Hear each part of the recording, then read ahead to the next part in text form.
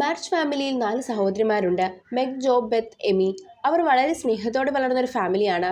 അവരുടെ അമ്മ മാർമി വളരെ സ്ട്രോങ് ആയ ഒരു സ്ത്രീയാണ്. അച്ഛൻ യുദ്ധത്തിലാണ്, അതുകൊണ്ട് പൈസക്കുറവും കഷ്ടപ്പാടുമുണ്ട്. എന്നാൽ ഈ കഷ്ടപ്പാടുകൾ അവരുടെ ബന്ധം തകർത്തില്ല. ജോ എന്നൊരു സഹോദരിയാണ് ഈ കഥ മോസ്റ്റ്ലി ഫോളോ ചെയ്യുന്നത്. ജോയ്ക്ക് ഒരു റൈറ്റർ ആവണമെന്നായിരുന്നു ആഗ്രഹം. അവൾക്ക് ഫ്രീഡം വേണം, അവൾക്ക് സ്വന്തം വോയിസ് വേണം. പക്ഷേ ആ കാലത്ത് സ്ത്രീക്ക് റൈറ്റിംഗ് കരിയർ ഈസി ആയിരുന്നില്ല. സൊസൈറ്റി അവളെ റെസ്ട്രിക്റ്റ് ചെയ്യുന്നുണ്ട്. മെഗ് വലിയ സ്വപ്നങ്ങളില്ല, അവൾ സിമ്പിൾ ലൈഫാണ് ആഗ്രഹിക്കുന്നത്. എമി ചെറുപ്പത്തിൽ തന്നെ അംബീഷ്യസ് ആണ്. അവൾ ആർട്ടിൽ ഫേമസ് ആവണമെന്ന് സ്വപ്നം കാണുന്നു. ബെത്ത് വലിയൊരു പിയാനിസ്റ്റ് ആവണമെന്നൊക്കെ കരുതുന്നുണ്ട്. തിയോഡർ എന്നൊരു പയ്യൻ ജോയിനെ ഇഷ്ടമായിരുന്നു. എന്നാൽ ജോയ്ക്ക് കല്യാണത്തിനോടൊന്നും വലിയ താല്പര്യമുണ്ടായിരുന്നില്ല. സ്വന്തമായി എന്തെങ്കിലും ചെയ്യണമെന്നൊക്കെ അവൾ ആഗ്രഹിച്ചു. പിന്നീട് തിയോഡർ ലണ്ടനിലേക്ക് പോകുന്നുണ്ട്. കാലം കഴിഞ്ഞ് അവരെല്ലാവരും ലൈഫിൽ ഡിഫറെൻറ്റ് സിറ്റുവേഷൻസ് ഫേസ് ചെയ്യുന്നു. മെഗ് ഒരാളെ സ്നേഹിച്ച് അവനെ വിവാഹം കഴിക്കുന്നു. എന്നാൽ അവൾ കഷ്ടപ്പാടുകൾ നേരിടുന്നു. ഇഷ്ടപ്പെടുന്ന ഒരു ഡ്രസ്സ് പോലും അവൾക്ക് വാങ്ങാൻ കഴിയുന്നില്ല. പണത്തിന്റെ കുറവുണ്ടെങ്കിലും ഒരു സ്നേഹമുള്ള ഫാമിലി അവൾക്കുണ്ട്.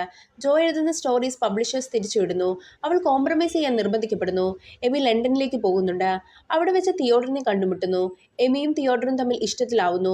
എന്നാൽ അത് ജോയെ ഹേർട്ട് ചെയ്യുന്നുണ്ട്. എന്നിരുന്നാലും സഹോദരിയുടെ സന്തോഷം അവൾ ഇല്ലാതാക്കുന്നില്ല. ബെത്ത് രോഗത്തിൽപ്പെട്ട് സ്ലോലി വീക്ക് ആവുന്നു. അവളുടെ മരണം ഫാമിലിയെ വളരെ തകർക്കുന്നു. ഈ വേദന ജോയെ ഇൻസൈഡിൽ നിന്ന് മാറ്റുന്നു. പക്ഷെ അവൾ എഴുത്തും നിർത്തുന്നില്ല. അവൾ തന്റെ ജീവിതം, തന്റെ സഹോദരിമാർ, തന്റെ കഷ്ടപ്പാടുകൾ എല്ലാം ഒരു ബുക്കായി എഴുതുന്നു. അവൾ തന്റെ കണ്ടീഷൻസിൽ തന്നെ ആ ബുക്ക് പബ്ലിഷ് ചെയ്യുന്നു. അവസാനം അവളുടെ സ്വന്തം വോയിസ് കൊണ്ട് സക്സസ് ആവണം എന്ന് ജോ റിയലൈസ് ചെയ്യുന്നു. ഈ കഥ ഒരു ലവ് സ്റ്റോറി അല്ല.